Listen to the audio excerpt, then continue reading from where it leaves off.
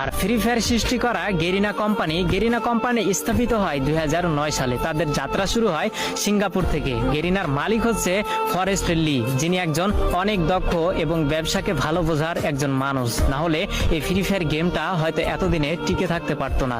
তো 2009 সাল থেকে গেরিনার যাত্রা শুরু হলেও তারা কোনোভাবে কোনো গেমে সাকসেস পেল না, সবকিছুতেই তারা ফেল হয়ে গেল। একের পর এক ভিডিও গেম রিলিজ করেও মানুষের মন জয় করতে পারছিল না। তো 2014, 15, 16 সালে গেরিনা বেশ কয়েকটি গেম মানুষের সামনে উপস্থাপন করে, কিন্তু এত পরিমাণ ভালোবাসা এবং এত পরিমাণ জনপ্রিয়তা পায়নি গেরিনা কোম্পানি ওই অন্য গেমগুলোতে। কিন্তু সবকিছুতেই একটা টার্নিং পয়েন্ট থাকে, যেটা 2017 সালে গেরিনা কোম্পানিকে তাদের মোড় ঘুরিয়ে দিয়েছিল। যেহেতু 2017 সালে শুধু পাবজি গেমটাই ব্যাটল রয়্যাল গেম ছিল এবং মানুষের মাঝে উৎপত্তি হয়েছিল একটা বিশেষ গেম হিসেবে, সেহেতু গেরিনা কোম্পানির মালিক ফরেস্ট লি ভাবলো কেননা মোবাইলের জন্য একটা ভালো গেম উপস্থাপন করা যাক বা মানুষের সামনে ছড়িয়ে ফেলা যাক, যার হাত ধরে কয়েকজন টিম নিয়ে এই গেমটাকে তৈরি করার কাজ শুরু করা হলো।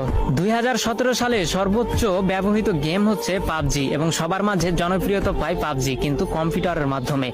ফোনের মাধ্যমে এই পাবজি গেম এতটা জনপ্রিয়তা পায়নি। সেই সুযোগটাকে কাজে লাগিয়েছে গেরিনার কোম্পানির মালিক ফরেস্ট লি তৎক্ষণাৎ ভেবে উঠলো যে মোবাইলের জন্য একটা গেম তৈরি করা যাক, যে গেমটি অনেক কম দামি ফোনেও যেন সাপোর্ট খায়। তো যার জন্য কয়েকটি টিম গঠন করে গেরিনার কোম্পানি ফরেস্ট লি কাজ করা শুরু করলো। 2017 সালের প্রথম দিকে এই ফ্রি ফায়ারটাকে তৈরি করা শুরু করলেও 23 আগস্ট 2017 সালে এই গেমটাকে পুরো বিশ্বে ছড়িয়ে দেয় গেরিনা কোম্পানির মালিক ফরেস্ট লি, যেটি একটি সিঙ্গাপুর কোম্পানি এবং সিঙ্গাপুর থেকে এর হেডকোয়ার্টার এবং পুরো গেমটাকেই পরিচালনা করা হয়। তো 2017 সালে যখন সাধারণ মানুষ সাধারণ ফোনে এই গেমটাকে খেলতে পারতো, তখন পাবজির জনপ্রিয়তা ধীরে ধীরে কমতে শুরু করলো এবং যেহেতু কম দামি ফোনেও ফ্রি ফায়ার গেমটাকে খেলা যেত, যার জন্য সবাই এই ফ্রি ফায়ার গেমে ঢুকে পড়লো। তার দেখা দেখি পাবজিও 1 বছর পরে তাদের মোবাইল ভার্সন বের করলো, কিন্তু অনেকটা দেরি করে ফেলেছিল পাবজি, কারণ সাধারণ মানুষের মনে এই ফ্রি ফায়ারটা অনেকটাই জায়গা করে নিতে পেরেছিল।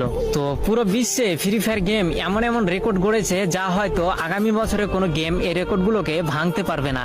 তেমনই দুটি জনপ্রিয় রেকর্ড হচ্ছে 2019 সালে সর্বাধিক প্লে স্টোর থেকে ডাউনলোড করা গেম হচ্ছে ফ্রি ফায়ার গেম, যার জন্য প্লে স্টোর থেকে তাকে অ্যাওয়ার্ড দেওয়া হয়, এবং 2020 সালে দৈনিক 80 মিলিয়ন অ্যাক্টিভ ইউজার এই গেমটি অর্জন করে ধরে রাখতে পেরেছিল, যার জন্য এটি একটি বিশ্ব রেকর্ড হয়েছিল, হয়তো আজ পর্যন্ত অথবা পূর্বে